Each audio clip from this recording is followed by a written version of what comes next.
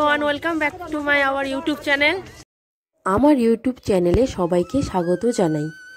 আজ আমরা চলে এসেছি বহুরুচ স্টেশন, যেটা জয়নগর মজিলপুরের ঠিক আগের স্টেশন। যাব আমরা ময়দা কালীবাড়ি, যেটা দক্ষিণ 24 পরগনার খুবই বিখ্যাত এবং জাগ্রত এই মন্দির।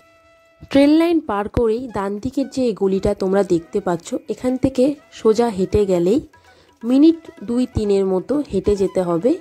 গেলে এখান থেকে টোটো বা ভ্যানে করে তোমাদের নিয়ে চলে যাবে একেবারে ময়দা কালীবাড়ি। এই মন্দিরটা সম্পর্কে কিন্তু অনেকের কাছেই অজানা রয়েছে।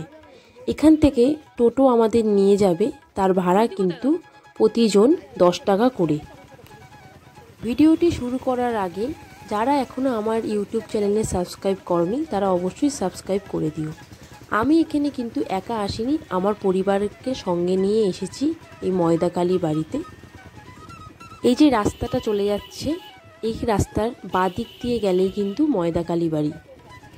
ট্রেন লাইনটা পার করেই যেতে হবে রাস্তার ওপারে। এই মন্দিরে যত তাড়াতাড়ি আপনারা পারবেন সকালবেলা করে আসবেন, কারণ বেলা যত বাড়বে তত কিন্তু এই মন্দিরের ভিড়ও তত বেশি বেড়ে যায়।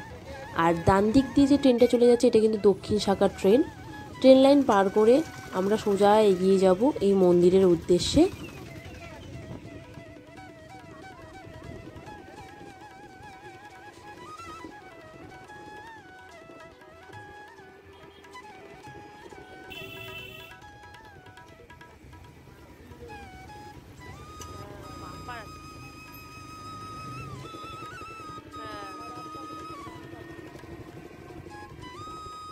পাশে এই দৃশ্যগুলো দেখে সত্যি চোখ কিন্তু জুড়িয়ে যায়।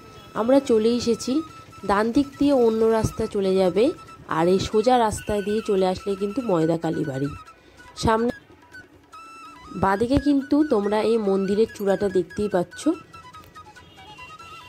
আমরা এসে গেছি, আর এই ময়দা কালীবাড়ির উল্টো দিকে রয়েছে ময়দা হাই স্কুল। চলো মন্দিরের ভেতরে প্রবেশ করে তোমাদের আমি ভিডিওটা দেখাই। এখানে কিন্তু ডালা রয়েছে, তোমরা যেরকম পারবে সেরকম ডালাই তোমরা মাকে পুজো দিতে পারবে। 30 টাকা, 51 টাকা, 100 টাকা এরকম করে তোমরা ডালা কিনে মায়ের পুজো করতে পারো। মন্দিরের ভেতর প্রবেশ করেই ডান দিকে রয়েছে দেবাদিদেব মহাদেবের মন্দির। মন্দিরে আসবে কি করে তার ডিটেলস আমি ডেসক্রিপশন বক্সে মেনশন করে দেব, তোমরা চেক করে নিও।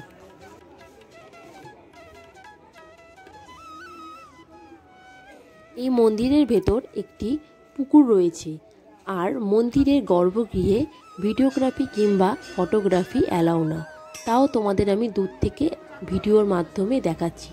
এই মন্দিরের মা কালী কিন্তু পাতালভেদী মা। মন্দিরের ভেতর পিলার দেখে বোঝা যায় মন্দিরটা কতটা পুরনো। এই মন্দিরে এখনো পর্যন্ত পশু বলি হয়ে থাকে। এই মন্দিরের ভেতর নাট মন্দিরটা অনেকটাই বড়, আর বেলা বাড়লেই কিন্তু এই মন্দিরে ভোগ বিতরণ করা হয়। তো সেটা আমরা কিছুক্ষণ পর আমরা খাবো। ভোগের জন্য এখানে কোনো মূল্য লাগে না। মন্দিরের ভেতর আমাদের পুজো দেওয়া সম্পূর্ণ হয়ে গেছে। এখন আমরা চলে এসেছি মন্দিরের বাইরে। মন্দিরের চূড়াটা দেখো কি সুন্দর লাগছে, আর এটা হলো একটা গাছ, আর ইনি হলেন ভবানী পাঠক। ভোগ বিতরণ করা এখানে কিন্তু আরম্ভ হয়ে গেছে, তো আমরাও বসে পড়েছি। আমার এই ভিডিওটি যদি তোমাদের ভালো লেগে থাকে তো অবশ্যই লাইক করে দিও ভিডিওটিতে। আর আমি একটা কথা বলে রাখি, তোমরা এই মন্দিরে এসে মাকে পুজো দাও, তোমাদের মনের বাসনার কথা বলো, নিশ্চয়ই পূরণ হবে।